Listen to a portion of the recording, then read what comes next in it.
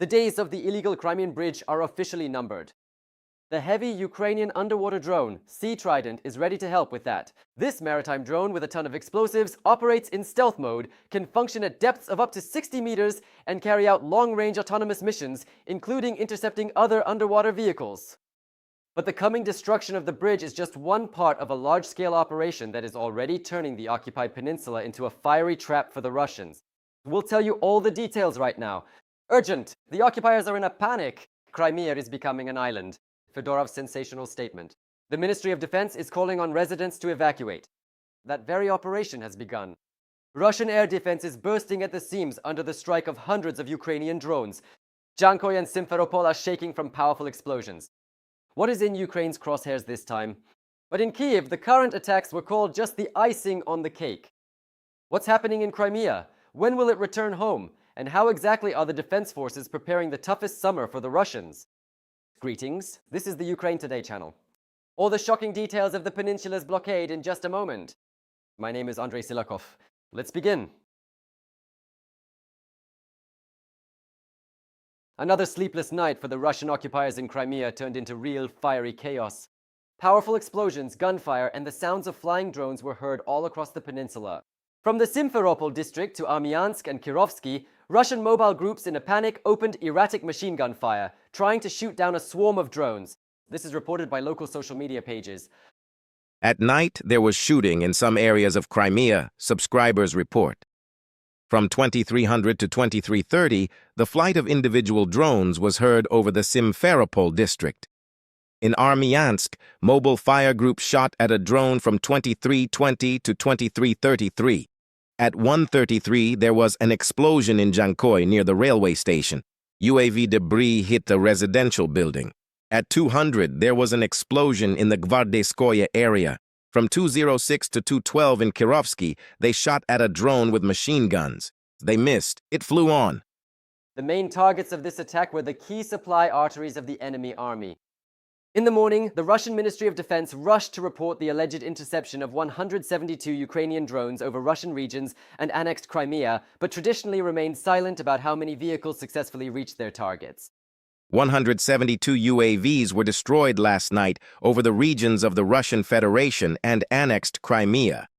The Russian Ministry of Defense specified that this refers to the period from 2000 Monday to 700 Tuesday. But these precision strikes are far from the end. Just a methodical clearing of the path. As explained by the Navy spokesperson of the Armed Forces of Ukraine, Dmytro Pletenchuk, Ukrainian forces have been systematically destroying Russian air defenses in Crimea. It's obvious that after the air defenses are eliminated, the next targets are precisely those elements of military infrastructure that they were protecting. Commenting on the operation to isolate the peninsula, Pletenchuk emphasized that the current attacks are just the icing on the cake, and the enemy can expect new, equally destructive actions from the armed forces. Right now, we're talking about the icing on the cake. I don't want to say that this is the final stage so as not to give any false hopes, but this is far from the first phase of our actions. Over the past year, we've watched as air defense systems are systematically destroyed in Crimea, and not just in Crimea. And basically, it was already clear back then that if you take out the air defenses, the next targets will be those elements of military infrastructure that the air defense was covering, he said, adding that in this way, Ukraine is clearing its path. According to Pletenchuk, operators are constantly modernizing drones right on the spot, ordering custom-made parachutes for better descent, installing extra batteries, and running the devices in extreme modes with additional payloads. This systematic work is already bearing fruit. And this system doesn't just apply to the unmanned systems forces. I see it all the time. I'm working with the guys now, and I see how many adjustments they make to these systems on their own. It could be a custom-ordered sewn parachute so the device descends better. It could be an extra battery, or it could be using it in extreme mode with an additional payload. But it all brings results. The ring around the Russian grouping is tightening so rapidly that Ukraine's Ministry of Defense openly states Crimea will inevitably become an island. Defense Minister Advisor Serhiy Sternenko warned, "This will be the hardest summer for our enemy." In connection with the upcoming massive strikes on logistics hubs, Ukraine is calling on civilians to leave the danger zones immediately. The defense forces are systematically destroying command posts and ammunition depots, so residents are urged not to delay evacuation to avoid becoming a human shield for the doomed Russian army. The head of the Zaporizhzhia Regional Military Administration, Ivan Fedorov, recorded a video message. The enemy has for too long considered Melitopol, Berdyansk, Enerhodar, and Henikesk to be their deep rear, for a very long time using the occupied parts of the Zaporizhzhia and Kherson regions as a logistics hub to supply their troops. For too long, they convinced people that the occupation was forever. Today, the situation is changing. Ukraine's defense forces are systematically striking the occupiers' military infrastructure, their command posts, ammunition depots, logistics centers, and supply routes.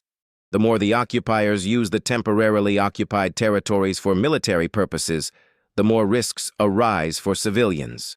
That is why I urge everyone who has the opportunity not to delay the decision to leave. Thus, the myth of an impregnable fortress has been finally shattered.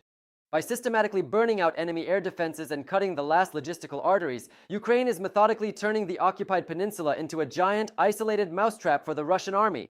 And when Ukrainian underwater drones deliver their final blow to the Crimean bridge, the occupying forces will find themselves completely surrounded, face to face with inevitable retribution. The clock is ticking and the time to escape is rapidly running out. Magyar's legendary birds are already turning Crimea into an isolated exclusion zone. The land corridor the occupiers were so proud of has turned into a road of death. After the precision strikes by Ukrainian drones, the enemy's logistics are paralyzed. Convoys are rushing across the peninsula in emergency mode, and every new supply route instantly becomes a target for our military. All the explosive details of how the historic liberation of Crimea is being prepared step by step, see further in the report. Magyar's birds are liberating Crimea. The commander of the AFU Unmanned Systems Forces, Robert Brovdy, stated that Ukraine intends to isolate the occupied peninsula from Russia and gradually take full control of key supply routes. According to him, a series of strikes on the so-called Novorossiya Highway, which connects the Rostov region with Crimea through the occupied territories of Ukraine, has already yielded tangible results. In the last month alone, traffic intensity there has decreased by more than 2/3. What Kremlin propaganda called a reliable land corridor just yesterday increasingly resembles a high-risk route, where every trip could be the last for equipment or cargo. Magyar compared the strikes of Ukrainian drones on vehicles in open sections of the road to hunting partridges in an open field.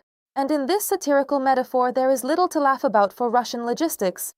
Convoys that moved unhindered to Crimea for years are now increasingly forced to look not at road signs but at the sky. The main goal, according to the commander, is not just the destruction of equipment. Ukraine seeks to create conditions under which staying in occupied Crimea and using supply routes to the peninsula will become too dangerous and too expensive a pleasure. If these plans are realized, the peninsula, which the Kremlin has presented for years as a symbol of its victory, risks turning into a military enclave cut off from main resources, where each new day will bring more questions and fewer answers. Crimean logistics are bursting at the seams, and the occupiers, trying to bypass some ruins, drive into new ones again and again. After the defense forces' strikes on the Chonhar Bridge, the Russian command hastily redirected equipment flows through Armyansk. But it seems the Ukrainian military was already waiting for this maneuver.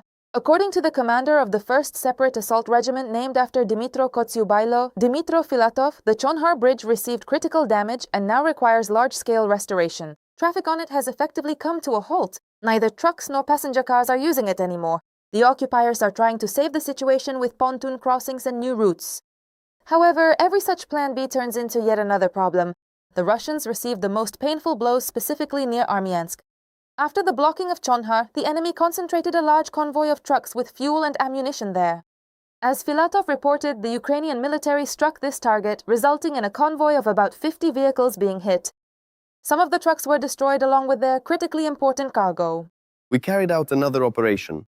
We'll share more details about its results later.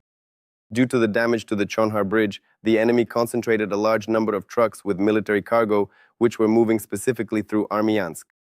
Accordingly, during the strike, we managed to hit trucks carrying fuel and ammunition. There were about 50 vehicles there, and some of them were destroyed. It's particularly telling that the decision to strike the Chonhar Bridge was made after receiving information about fuel being transported across it for Russian troops. Only 6 hours passed from the decision to the execution of the operation, and the Ukrainian military had calculated the route through Armyansk in advance, understanding that after the strike on Chonhar, the occupiers would look for bypass routes. As a result, Russian commanders are now forced to think not about offensive plans, but about how to deliver fuel and ammunition to the front line at all. According to Filatov, such strikes provide not only an immediate effect but also create long-term problems, forcing Russia to spend enormous resources on restoring bridges, crossings, and logistical routes. The commander himself emphasized that this success was made possible by systemic pressure on the entire occupation logistics. Strikes on Mariupol and the Berdyansk highway forced the Russians to transfer supplies through Crimea, and when the cargo flows changed direction, Ukrainian forces quickly blocked this route as well. We realized this, blocked these routes for them quite quickly, and continued to further weaken the enemy. And if this trend continues, the main problem for the occupier in the near future may not be the Ukrainian offensive, but the simple question of how to deliver at least fuel and shells to their troops. It seems the operation to liberate Crimea began a long time ago, and it's happening not through loud statements, but through the systemic destruction of everything that keeps the occupation afloat. Bridges are being destroyed, convoys with fuel and ammunition are burning, and logistical arteries, one after another, are coming under the control of Ukrainian drones. For years, the Kremlin convinced the world that Crimea was forever tied to Russia. But today, this tie is breaking literally before our eyes. And the more the occupiers look for bypass routes, the more obvious a simple truth becomes. An isolated Crimea is no longer a future scenario, but a process happening right now. And when the enemy loses roads, supplies, and the ability to move safely, the question of deoccupation ceases to be a dream and gradually becomes a matter of time. And while Crimea turns into an isolated trap, the entire Russian offensive is starting to stall due to total logistical paralysis. Meanwhile, Kiev is preparing a crushing surprise for the Kremlin and moving into a mysterious new phase of a double offensive. What exactly has the AFU planned, and where should we expect the main blow? Stay tuned. Everything will change in the coming months. The Russian offensive has begun to stall due to a lack of capabilities. Western military analysts cited by Reuters have reached a rather unpleasant conclusion for the Kremlin. A series of Ukrainian medium-range strikes on occupied territories has effectively paralyzed enemy logistics and almost stopped its advance. For years, the Russian army has been used to fighting with a huge amount of ammunition, fuel, and manpower. But when warehouses explode, columns disappear on the way to the front, and key supply routes turn into high-risk zones, even the largest army begins to stall. It turns out to be a rather symbolic picture. While Russian propaganda draws offensive arrows on maps, Ukrainian drones are methodically erasing the very possibility of this offensive. Moreover, these strikes have had another important effect. Weakened Russian air defense is no longer able to cover rear areas so effectively. And while the occupiers try to patch holes in the defense, Ukrainian long-range weapons are increasingly reaching oil depots, defense plants, and other strategic facilities deep in Russia's rear. In other words, one successful strike starts to pull a whole chain of new problems for the Kremlin. The commander of the Unmanned Systems Forces, Robert Brovdy, better known as Magyar, explained the logic of such actions quite simply. Russia must feel for itself the price of war that Ukraine pays daily. And it seems this process is already gaining momentum. After all, when war comes not only to the front but also to military plants, warehouses, logistical hubs, and oil infrastructure, it's increasingly difficult for Moscow to pretend that everything is going according to plan. Meanwhile, Ukraine doesn't let the occupiers come to their senses and moves to a new phase of the war. Kiev is preparing what is already being called a double offensive behind the scenes, simultaneously on the front and in the diplomatic field. And the main goal of this strategy is to put Russia in a situation where continuing the war becomes significantly harder than starting negotiations. According to sources, the Ukrainian army is rapidly increasing the use of long-range weapons and the production of medium-range drones. It is these drones that are now methodically hunting Russian logistics in the occupied territories. A special emphasis is placed on Crimea, where Ukraine seeks to create a real logistical collapse for the occupation group. One of the interlocutors in the leadership of the defense forces even intrigued with a statement, "Wait for July and you will see what Ukrainian power is." But the most interesting thing is happening not only in the sky over the occupied territories. In parallel, Volodymyr Zelensky is increasing diplomatic pressure on partners, convincing them to act tougher and more actively pressure the Kremlin. The bet is that military, economic, and international pressure will start working simultaneously. If before Moscow could count on time being on its side, now Ukraine is trying to make time its ally. The most intriguing detail is the forecast for autumn. In government circles, October and November are increasingly being called a window of opportunity. It is then that, due to a combination of military, diplomatic, and international factors, the situation could change significantly. Kiev's logic seems quite simple. Use the summer to maximize its own positions, and in the autumn, approach potential negotiations with much stronger arguments. And if this plan works, then in the autumn, Putin may find himself in a rather uncomfortable position. Because instead of the usual talk of war until victory, he will have to find answers to a much more important question: how to continue the war when logistics are collapsing, the economy is weakening, international pressure is growing, and the room for maneuver is narrowing literally with every month. And while Ukraine prepares its own window of opportunity on the front, similar sentiments are beginning to appear in European capitals as well. After months of exhausting war and the Kremlin's fruitless attempts to turn the situation in its favor, more and more Western leaders are coming to the conclusion the strategic initiative is gradually shifting to Kiev. According to Bloomberg, Great Britain, France, and Germany intend to use the G7 summit for an important diplomatic mission. The Europeans want to convince Trump to support a new attempt at peace negotiations between Ukraine and Russia. What is particularly telling is that these talks are no longer being held from a position of Ukrainian weakness, which the Kremlin had hoped for so long, but against the backdrop of increasingly serious problems for Russia itself. In London, Paris, and Berlin, they believe that the situation on the battlefield has changed. The Russian offensive is stalling, logistics are suffering losses, the economy is showing increasingly alarming symptoms, and Ukraine is not only holding the line but also increasing its capacity to pressure the occupiers. That is why Europe sees a chance to return to the negotiation process on completely different terms. The plan being discussed by European capitals looks quite ambitious.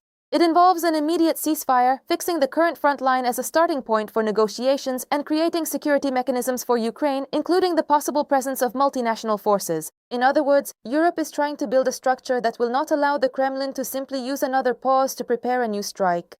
There is another reason why Western leaders are in a hurry. In Europe, they well remember last winter when millions of Ukrainians endured freezing temperatures under Russian missile strikes on the power grid.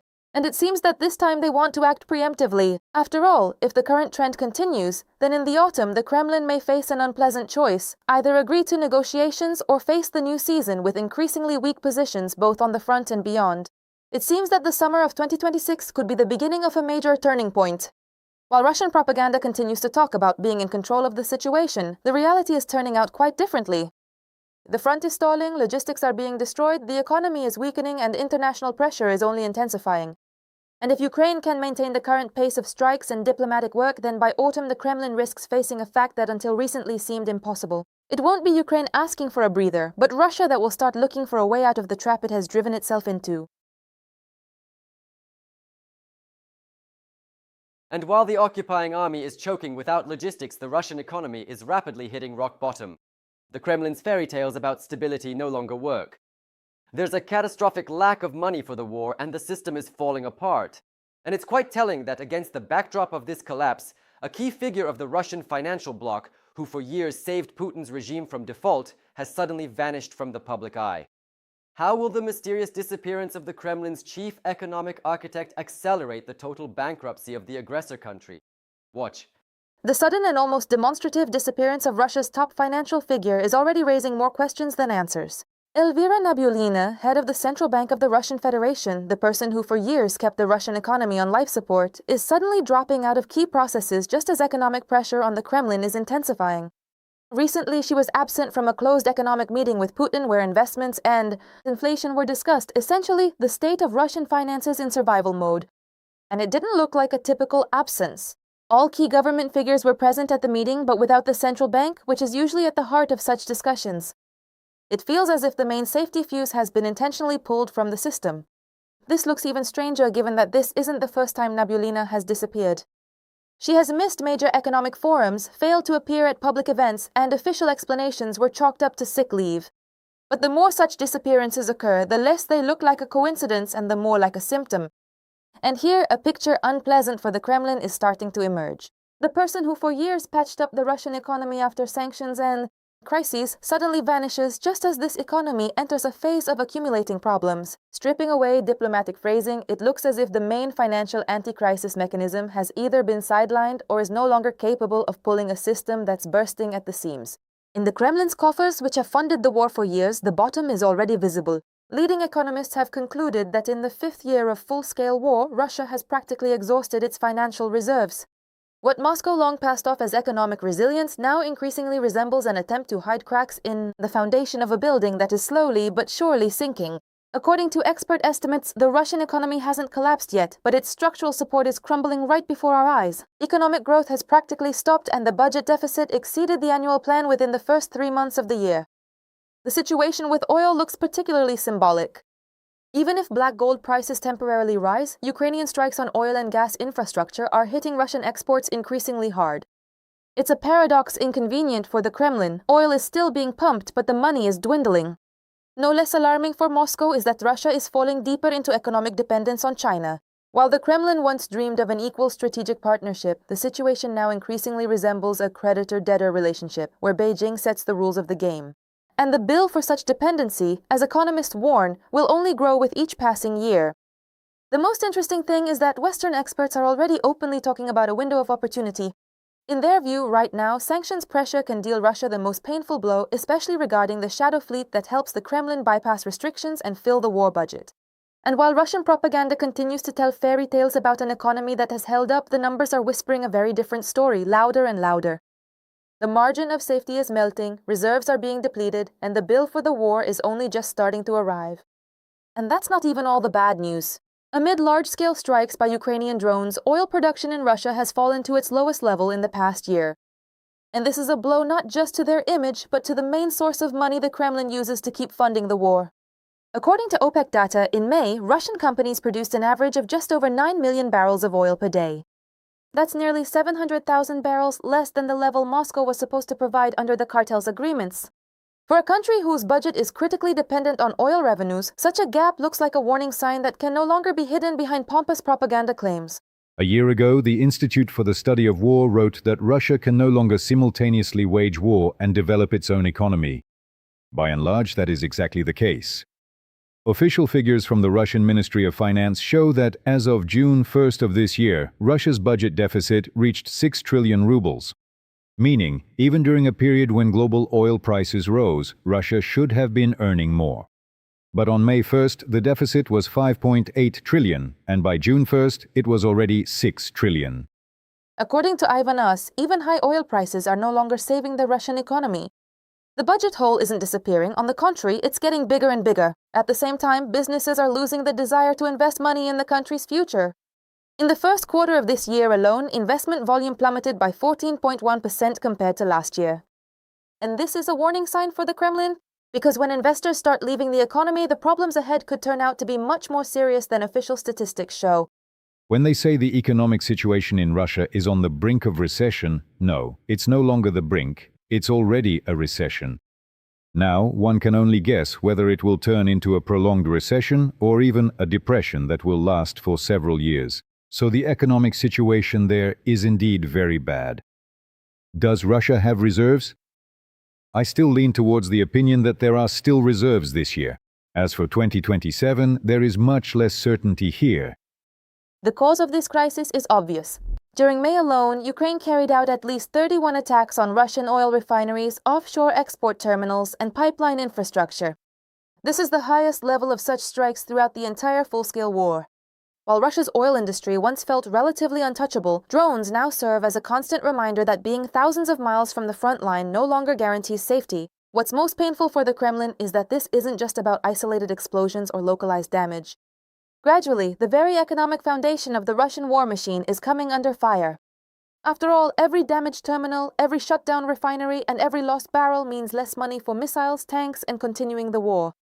While Moscow was boasting of its energy superpower status just yesterday, today Ukrainian drones have begun methodically shutting off the Kremlin's main oil tap. And the longer this economic pressure continues, the less room for maneuver the Russian Federation has left. What Putin intended as a war of attrition is now starting to work against him. In this new reality, what truly matters is that the main question is no longer simply about how many economic holes Russia can patch up or cover, but rather, it is about how quickly and dramatically the entire system will begin to lose control, especially when the available money runs out much faster than the government's repeated claims of stability would suggest. What do you think about these events? Let me know in the comments, leave a like, and stay informed on the latest. More to come.